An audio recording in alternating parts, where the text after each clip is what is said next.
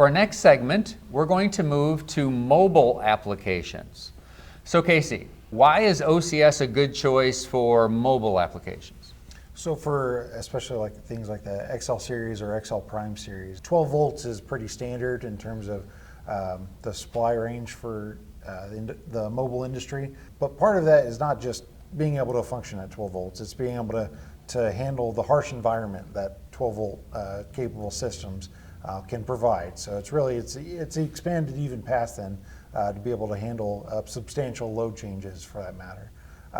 Another big part of it is using CAN communication, which again we've been doing for years, but more specifically J1939 is a CAN specific protocol that's used for mobile applications quite often.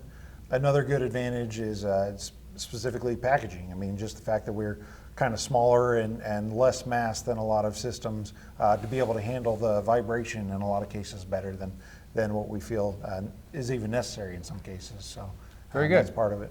That's some good examples. Now obviously there's some special packaging requirements that sometimes come into play with some mobile applications. We'll talk about those after a while. But for now, let's focus, Ken, on some of the technical challenges of surviving in a mobile environment. Sure. I mean, we start with the power supply. It needs to handle the wide range that you'll see on a vehicle, deal with surges a little different than you would in an industrial environment. We've typically got higher temperatures. Vibration and shock are usually worse in mobile environments. UV, so picking right plastics and overlays is important for those applications. And then low power. We're often running off of a battery or a solar panel, so we need to make sure our products are low power or can shut down parts. Like turning off a backlight, for example, to save a bunch of energy on those applications. Okay, that makes a lot of sense. I would imagine another challenge is that with some mobile equipment, it's shut off for long periods of time and not used at all, right? Right. That's another challenge. So Absolutely. You've got a system that's just sitting there idle. Yes. Okay, very good. So we've talked about a lot of general type issues with mobile and general capabilities with mobile. Phil, can you give us a couple of examples of some mobile equipment projects that we've done in the past? One of the first ones that comes to my mind was the oil field equipment that was used for drilling and for pumping slurries into the fracking. We did that early on. Additionally, we've done paint striping for the roads. And even today, we actually have some equipment on mobile cement plants. Okay. So those are all things that we've done over the years, and Right.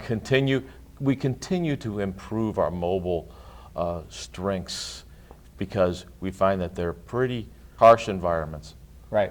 Yeah, no question. So just kind of add on to what you've already mentioned. From a paint striping standpoint, they're not only we've got equipment that you drive, right, for striping roads, but there's also push behind equipment for like parking lots and things where OCS has been used. And then another application, which is kind of cool, is say for a mobile insulation company. So you may want to get some spray foam insulation on a construction project or maybe even in your house in some cases.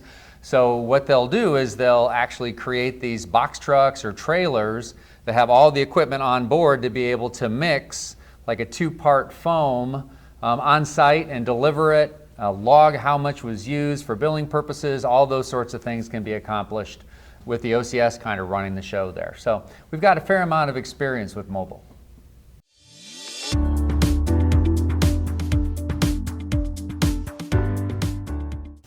So we're going to continue our discussion on mobile applications. Now, really over the past 2 or 3 years since the whole COVID scenario, I have spent a lot of time working outside of the office. But when I've come back into the office, one thing I've noticed is there's a lot of development going on around mobile applications. I believe there's some special custom projects that we're doing with a couple key customers. So Phil, one thing I wanted to ask you is what are some of the factors that go into deciding to do customization on a particular product or project? Most of the time is whether it's exciting or not. You're supposed to be more scientific than that. It's all about the business metrics. But that ends up being what makes the decision is financial amount of engineering resources it takes, how much time it's going to take. All of that is all the pieces of the factor Very that good. helps make the decision. Right. Somebody that wants to offer a lot of money, I'm more apt to support. Very good. So from the standpoint of, I know we've got a couple major customers we've been working very closely with over the past few years. Give me an example of kind of the specific mobile applications that one of them has been working with. Well, we've been developing a lot of software for Seascape 10. And one customer particularly pushed that fast forward. Ken, I wish it was fast, but it has encouraged us to go ahead and make significant investment in Seascape. And that was a turning point for the business to push us to the next level. Right, and that was a company that is basically manufactures emergency vehicles for all intents and purposes. Okay, so other than the software stuff, so they asked for some specific features they were looking for so that they could kind of adopt Seascape as part of their eco-structure for developing their vehicles. So, so beyond the software developments, what other types of things have we been doing for them?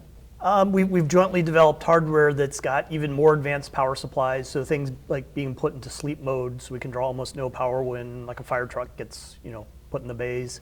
Advanced video inputs, so we've got like 4-channel videos where you can look all around the vehicle while you're driving or parking. Enhanced J1939, high current outputs, special enhancements to C-scan for network variables so we can more easily share data. So those are all some of the enhancements we've made. Very cool. So at some point, I'm sure some of these enhancements are going to make their way into our standard factory products. But what are some of the things from a user of our standard factory products, what are some of the advantages that they will see or maybe already see to us doing this development in the mobile industry that has a positive impact on our factory automation products? Sure, a lot of it is just adding to the repertoire of robustness. So it could be things like, again, the expanded range power supply capabilities that we roll into products. I mean, things like the micro OCS is one where it's a 24-volt capable power supply now, but we expect to expand that to a 12-volt capable power supply in the future. And then things like J1939 communications is a capability on a lot of our products because of the enhancements we've done in the mobile industry over the years. Well, some of the things that we have gone in and out of because of the mobile is, if anybody remembers the OCS 250, we went from a single processor to an OCS 250, which was driving a graphic screen, which was a dual processor, and then we went right back to single processors again. Well, guess what? This mobile application forced us into a dual processor again because they need more processing power. So you're going to probably see us move back into more dual processing capabilities and going forward. Right, right. Okay, so there's lots of benefits to factory users in terms of improvements to our standard products as a result of some of this really challenging development that we've done in the mobile industry.